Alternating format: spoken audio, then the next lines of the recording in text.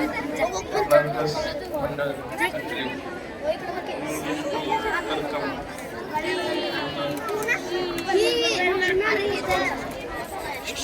या समारंभाप्रसंगी उपस्थित असलेले जिल्हा परिषदचे नवीन सदस्य सन्माननीय अज्ञात देशमुख,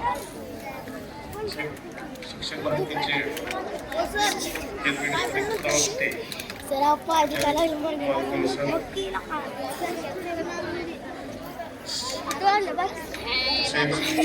चेतना विकास मंडळाचे अध्यक्ष सन्माननीय देवगत दादा, तसेच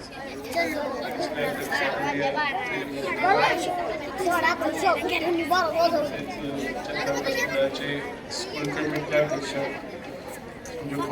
सर,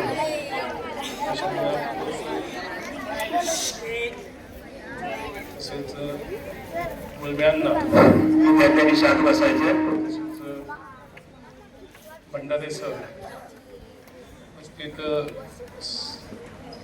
स्कूल कमिटी सचिव अविनाश देवकर सर, पत्रकार बंधू आमचे ग्रामपंचायत शिक्षक शिंदे, पत्रकार ऋषिकेश वाघमारे, आज 2025-26 पारितोषिक वितरणाप्रसंगी एवढं सांगू इच्छितो की आजचं युग हे थोडंसं कॉम्पिटिशनचं झालेलं आहे.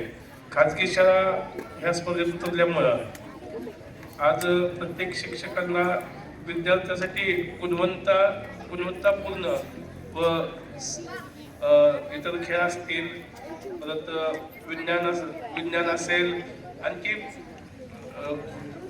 स्पर्धा परीक्षा असतील, ह्या सर्व बाबतीत तयारी करून घ्यावी लागायला लागली आहे. तसेच मी सांगू इच्छितो की आमचं ह्या शाळेला नेहमी सहकार्य असतंच.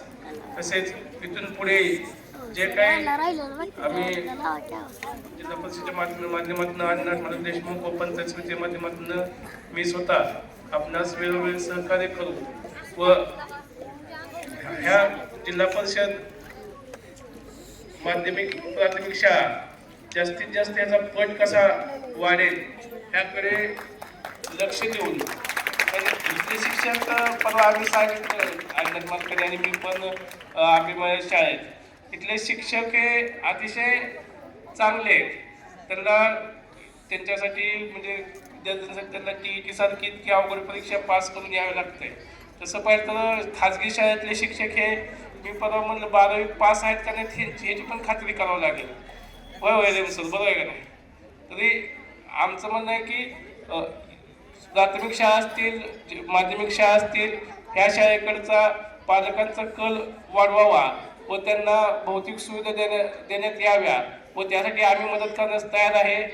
आम्हाला इथं बोलवलं व आमचा सन्मान केला त्याबद्दल मी या चेतना विकास मंडळाचे शतशः आभार मानतो व माझे 2 शब्द संपवतो. जय हिंद, जय महाराष्ट्र. राहुल नगरच्या बाबतीत एवढंच मला असं वाटतं, किसी ने कहा है जो इंसान पानी से नहाता है वो केवल लिबास बदलता है, पर जो इंसान पसीने से नहाता है वो इतिहास बदलता है.